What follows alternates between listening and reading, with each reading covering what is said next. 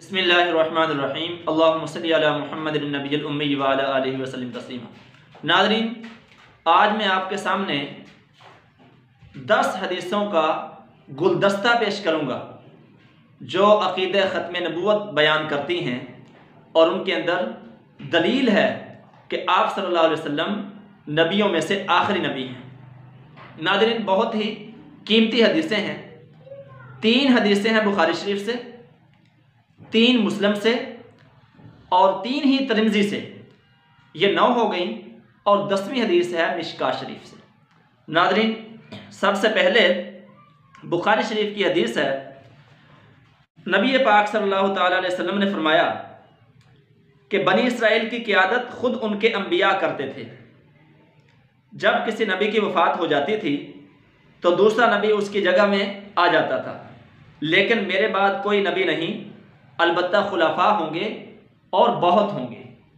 ناظرین، بخاری شریف کی دوسری حدیث ہے، رسول پاک صلی اللہ علیہ وسلم نے فرمایا اپنی جو شہادت کی انگلی ہے اس کو اور درمیانی انگلی، ان دونوں انگلیوں کو ملا کر آپ نے فرمایا کہ مجھے اور قیامت کو ان 2 انگلیوں کی طرح بھیجا گیا ہے، اور یہ بخاری شریف کی حدیث نمبر 6503 ہے۔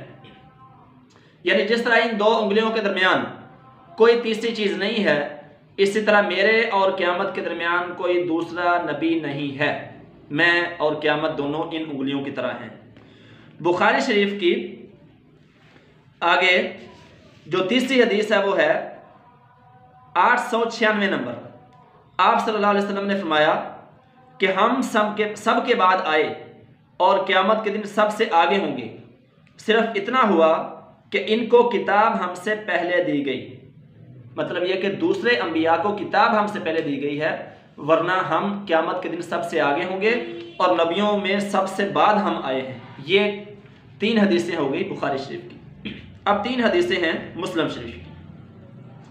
حضرت ابو ہریرہ رضی اللہ تعالیٰ عنہ فرماتے ہیں کہ رسول اللہ صلی اللہ علیہ وسلم نے فرمایا کہ میری اور پہلے انبیاء کی مثال اس شخص کی ہے کہ جس نے ایک محل بنایا اور محل کو نہایت شاندار اور خوبصورت بنایا، حسین و جمیل بنایا، لوگ اس کے گرد چکر لگاتے ہیں، بڑے خوش ہوتے ہیں، لیکن ایک کونے کے اندر اس نے ایک اینٹ کی جگہ خالی چھوڑ دی، تو لوگ کہتے ہیں کہ یہاں اینٹ کیوں نہیں لگائی گئی؟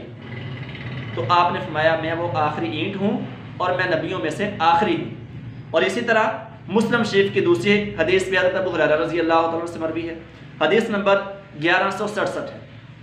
آپ صلی اللہ علیہ وسلم نے فرمایا کہ مجھے 6 چیزوں کے ذریعے دوسرے انبیاء پر فوقیت دی گئی ہے۔ نمبر 1، مجھے جامع کلمات عطا کیے گئے، یعنی آپ صلی اللہ علیہ وسلم کا جو زبان سے نکلنے والی بات ہوتی تھی، کلمہ ہوتا تھا، وہ نہایت مختصر لیکن اس کے معنی سمندروں جیسے ہوتے تھے، یعنی ایک کلمہ جیسے آپ سمندر کو کوزے میں بند کر دیتے تھے۔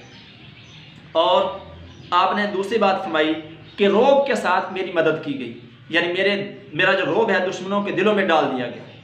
اور نمبر 3، مال غنیمت میرے لیے حلال کر دیا گیا جو کہ پہلوں کے لیے حلال نہیں تھا۔ نمبر 4، روئے زمین کو میرے لیے سجدہ بنا دیا گیا اور پاک کرنے والی چیز بنا دیا گیا، یعنی ہم تیمم کر کے پاکی حاصل کر سکتے ہیں۔ وضو جو ہے اس کا بدل اگر پانی نہ ملے، وہ اس کی خاص شرائط ہیں، تو تیمم ہو سکتا ہے۔ اسی طرح پانی اگر ڈاکٹر منع کر دے تو تیمم ہو سکتا ہے، وضو بھی اور غسل بھی تیمم کے ذریعے ہو جاتا ہے۔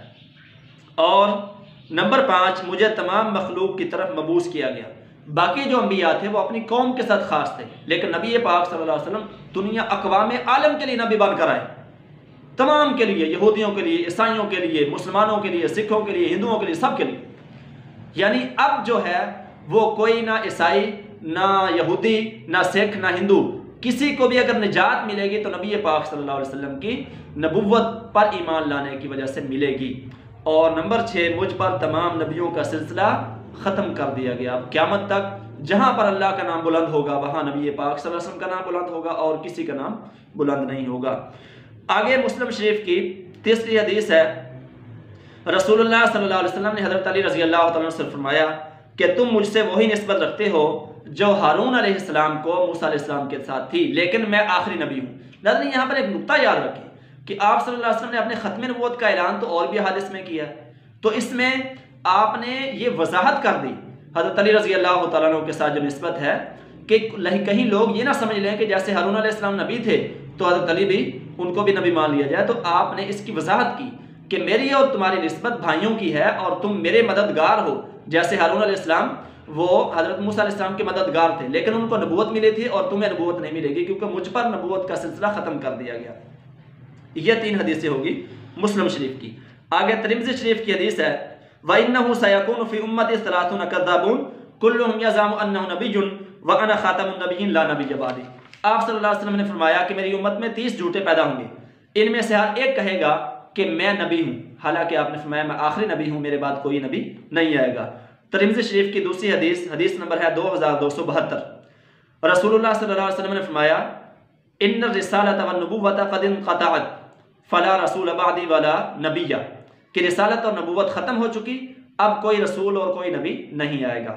اور اسی طرح ترمذی شریف کی حدیث نمبر 3686 نمبر ہے, فرمایا لو کان بعدی نبی لکان عمر, کہ اگر میرے بعد کوئی نبی ہوتا تو وہ عمر ہوتے. یعنی عمر رضی اللہ تعالیٰ عنہ کے اندر وہ خصوصیات ہیں, وہ وصف ہیں اور صاف ہیں جو ایک نبی کے اندر ہوتے ہیں, لیکن مجھ پر نبوت ختم ہو چکی اس لیے عمر نبی نہیں بن سکتا.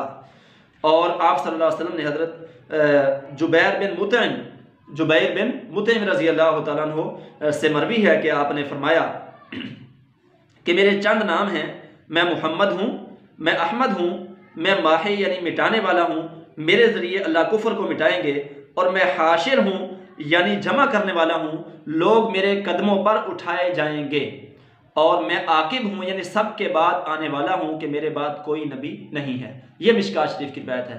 تو تین حدیثیں جو ہیں وہ بخاری, مسلم اور ترمذی سے 9 ہو گئیں, اور 10ویں حدیث جو ہے مشکات شریف کی ہے جس میں آپ صلی اللہ علیہ وسلم کے چند القاب اور چند نام ذکر کیے گئے ہیں. محمد اور احمد آپ کے ذاتی نام ہیں اور باقی جو ہیں وہ صفاتی نام ہیں. تو یہ 10 حدیثیں تھیں, ان کا گلدستہ ہم نے آپ کے سامنے پیش کیا. اب قادیانی جو ہیں اس نے جو دعوے کیے وہ دھوکہ کیسے دیتے ہیں. ان میں سے ایک دعویٰ یہ ہے اس کا کہ میرے ناموں میں سے مسیح موعود کے کئی نام ہیں, اور وہ کہتا ہے کہ ایک نام اس کا خاتم الخلفاء ہے, یعنی ایسا خلیفہ جو سب سے آخر میں آنے والا ہے. یہ پہلے اس نے مہدی کا دعویٰ کیا تھا, پھر مسیح کا دعویٰ کیا, پھر اس کے بعد نبی کا دعویٰ کیا. تو یہ ابتدائی اس کے دعووں میں سے. اسی طرح اس نے لکھا ہے کہ خدا نے ارادہ فرمایا کہ اس پیشگوئی کو پورا کرے اور آخری اینٹ کے ساتھ بنا کو کمال تک پہنچا دے, پس میں وہی اینٹ ہوں. یہ خزائن جلد 16 صفحہ نمبر 179 ہے جس میں مرزے نے یہ چول ماری ہے. اور اسی طرح وہ کہتا ہے کہ یہ بھی روحانی خزائن جلد 22 صفحہ نمبر 406 ہے جس میں اس کا ایک اور دجل جھوٹ لکھا ہے کہ جس قدر مجھ سے پہلے اولیاء کتب ابدال وغیرہ گزر چکے ہیں ان کو یہ حصہ کثیر اس نعمت کا نہیں دیا گیا, اور اس وجہ سے نبی کا نام پانے کے لیے صرف میں ہی مخصوص کیا گیا ہوں, اور وہ دوسرے تمام لوگ اس نام کے مستحق نہیں. بہرحال اور بھی اس کے یہاں پر کرتوت اور جھوٹے دعوے لکھے ہوئے ہیں, ان کا رد جو ہے وہ کر دیا گیا ہے. باقی سوالات ہیں. پہلا سوال ہے کہ ان سوالات کے جواب دیں. جعلت لی الارض طہورا ومسجدا وارسلت الی الخلق کافۃ وختم بی النبیون. اس کا مفہوم بیان کریں. اس کا مفہوم واضح ہے کہ آپ نے فرمایا کہ زمین جو ہے وہ پاکی کا ذریعہ اور سجدہ گاہ بنا دی گئی میرے لیے, اور مجھے تمام لوگوں کی طرف بھیجا گیا. وختم بی النبیون, اور مجھ پر نبیوں کو ختم کر دیا گیا. نمبر 2, ان الرسالۃ والنبوۃ قد انقطعت فلا رسول بعدی ولا نبی. آپ صلی اللہ علیہ وسلم نے فرمایا کہ رسالت اور نبوت منقطع ہو چکے, ختم ہو چکا سلسلہ, میرے بعد نہ کوئی رسول نہ کوئی نبی. اور آپ صلی اللہ علیہ وسلم کے آگے تیسرے سوال میں 2 لقب ہیں. وَإِنَّ الْحَاشِرَ الَّذِي يُحْشَرُ النَّاسُ عَلَىٰ قَدَمَيَّ وَإِنَّ الْعَاقِبَ الَّذِي لَيْسَ بَعْدَهُ نَبِيٌّ. کہ بے شک حاشر وہ ہے, یعنی آپ صلی اللہ علیہ وسلم نے اپنے بارے میں فرمایا میرا نام حاشر ہے اور میرے قدموں میں لوگ اٹھائے جائیں گے, اور عاقب میرا نام عاقب بھی ہے کہ عاقب میرے بعد کوئی نہیں ہے. عاقب کا معنی بعد میں آنے والا ہے, جس کے بعد کوئی اور نہ ہو. اور اسی طرح ایک سوال یہ ہے کہ قادیانی کتابوں میں سے کوئی عبارت پیش کریں کہ وہ مرزا قادیانی کو بھی نبی مانتے ہیں. تو یہ جتنی میں نے عبارتیں پیش کی ہیں 2-3 عبارتیں, ان میں وہ قادیانی بھی اس کو مانتے ہیں اور اس کی کتابوں پر ایمان رکھتے ہیں۔ اللہ تعالیٰ جل شانہ ناظرین ہم سب کو اس عقیدے پر ایمان رکھنے کی توفیق عطا فرمائے، اور جتنے بھی قادیانی پوری دنیا کے اندر ہیں اللہ تعالیٰ ان کو ہدایت عطا فرمائے۔ اصل تو ان کا علاج جو ہے وہی ہے جو حضرت صدیق اکبر رضی اللہ تعالیٰ عنہ نے کیا تھا، لیکن مسلمانوں کے پاس چونکہ طاقت نہیں ہے اس وقت جو ہونی چاہیے، ایمانی طاقت اور عقیدے کی طاقت اور صدیقی جذبہ نہیں ہے، جس کی وجہ سے مسلمان وہ کام نہیں کر پا رہے۔ لیکن مسلمان پھر بھی دلائل کے محاذ پر مقابلہ کرتے رہیں گے، ان کو حق کی راہ دکھاتے رہیں گے۔ اللہ تعالیٰ ان کو ہدایت عطا فرمائے، اور اگر ان کے مقدر میں ہدایت نہیں ہے تو اللہ تعالیٰ ان کو ختم فرما دے۔ ناظرین بہت بہت شکریہ۔ اللہ تعالیٰ ہم سب کے جان مال اور ایمان کی حفاظت فرمائے۔